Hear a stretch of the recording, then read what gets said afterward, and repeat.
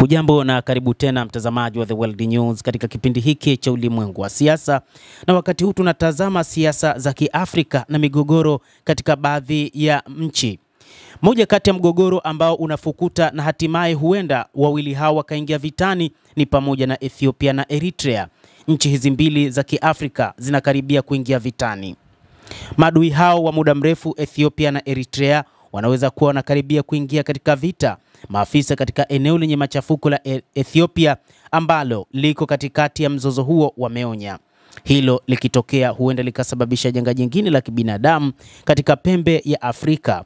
Mapigano ya moja kwa moja kati ya majeshi mawili makubwa zaidi barani Afrika yataashiria kikomo cha maridhiano ya kihistoria ambayo yalimpa waziri mkuu wa Ethiopia Abiy Ahmed tuzo ya amani ya Nobel mwaka 2019 na yanaweza kuvutia mataifa mengine ya kikanda, wachambuzi wanaeleza. Vita hivyo pia vinaweza kuzua mgogoro mwingine katika eneo ambalo kupunguzwa kwa misaada kumeathiri juhudi za kusaidia mamilioni ya watu waliokumbwa na migogoro ndani ya nchi ya Sudan, Somalia na Ethiopia. Lakini kwa nini wasiwasi wa vita unaibuka? Wasiwasi wa vita unazuka upya kutokana na kutokuwa na utulivu mpya katika eneo la Tigray kaskazini mwa Ethiopia, ambapo vita vya kiraia vya kati ya 2020 hadi 2022 vilisababisha vifo vya maelfu ya watu. Siku ya Ijumaa ya Machi 14 mwaka huu, kundi la waasi la chama cha kisiasa kikuu cha kaskazini mwa Ethiopia kimeteka ofisi ya meya na chombo cha habari cha redio cha eneo hilo, huku kukizidisha hofu ya kuzuka kwa vita vya wenyewe kwa wenyewe. Mkazi wa eneo hilo la Mekele ameiambia BBC kuwa watu wameharakisha kutoa pesa walizokuwa wamehifadhi katika mabenki wakihofia hali ya usalama kuzorota zaidi. Wakati wa vita, vikosi vya Eritrea vilivuka mpaka na kuingia Tigray vikiongozwa na mapigano kwa niaba ya jeshi la shirikisho la Ethiopia dhidi ya waasi waliokuwa wakiongozwa na chama tawala cha eneo hilo, Tigray People's Liberation Front TPLF. Hata hivyo, mkataba wa amani uliofikiwa mwezi Novemba mwaka 2022 ulileta mgawanyiko mkubwa kati ya Ethiopia na Eritrea, ambayo haikushirikishwa katika mazungumzo ya amani. TPLF ambayo ilikuwa ikiongoza utawala wa mpito wa Tigray kwa msaada wa serikali kuu iligawanyika baada ya makubaliano hayo. Kikundi cha upinzani kiliteka miji ya Adigrat wiki hii kikiwashutumu walioko madarakani kwa kutetea maslahi ya Tigray, huku utawala wa mpito ukilaumu waasi hao kwa kushirikiana na Eritrea. Kila upande unakanusha tuhuma za mwingine.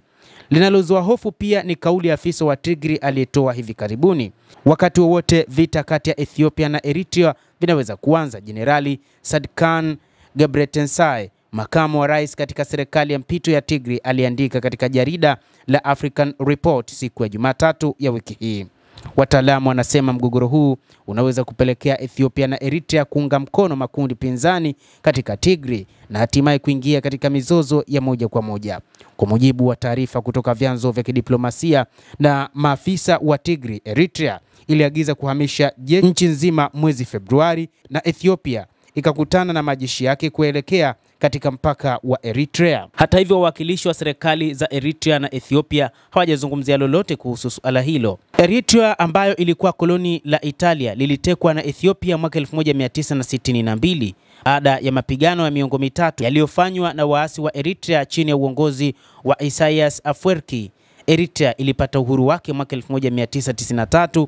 Hali ya uhusiano kati ya Eritrea na Ethiopia ilikuwa ya kirafiki mwanzoni, kwani waasi wa Tigray waliunga mkono serikali ya Ethiopia wakimuondoa mtawala wa kijeshi wa Ethiopia Mengistu Haile Mariam mwaka 1991 kwa msaada wa waasi Isaias. Hata hivyo, mvutano ulianza mwaka 1998 kati ya nchi hizi mbili kuhusu umiliki wa maji wa Badme, hali iliyosababisha vita vya miaka miwili na kusababisha vifo vya watu takribani 80,000. Nchi zote mbili zilikuwa katika hali ya vita rasmi mwaka 2018 wakati Rais Isaias wa Eritrea na waziri mkuu mpya wa Ethiopia Abiy Ahmed walikubaliana kuanzisha uhusiano wa kidiplomasia, kurejesha uhusiano wa kiuchumi. Makubaliano hayo yalileta upatanishi na kurudisha familia zilizokuwa zimegawanyika kwa miongo miwili na kuruhusu safari za moja kwa moja kati ya miji mikuu ya Addis Ababa na Asmara. Uhusiano wa nchi hizi mbili ulianza kudorora mwishoni mwa vita vya Tigray wakati Ethiopia iliposaini mkataba wa Pretoria na TPLF kumaliza mapigano. Wasomi wanasema Eritrea ilikasirishwa kwa kutojumuishwa katika makubaliano hayo ambayo yaliwaruhusu waasi wa TPLF ambao Eritrea ina uadui nao mkubwa kutawala Tigray. Baadhi ya vikosi vya Eritrea viliendelea kubaki katika ardhi ya Ethiopia licha ya mkataba kuagiza kuondolewa kwa vikosi vyote vya kigeni. Hata hivyo, Asmara haijajibu moja kwa moja tuhuma hizi. Maafisa wa Eritrea pia wameonyesha kutoridhika na kauli za mara kwa mara za Waziri Mkuu Abiy Ahmed tangu 2023 akisema kuwa Ethiopia, ingawa haina pwani, ina haki ya kupata ufikivu wa baharini. Mtazamaji, endelea kutufuatilia, lakini pia una nafasi ya kulike, una nafasi ya kucomment, lakini pia kusubscribe channel yetu hii. Mimi ni Adam Hussein. Endelea kuwa nasi wakati wote.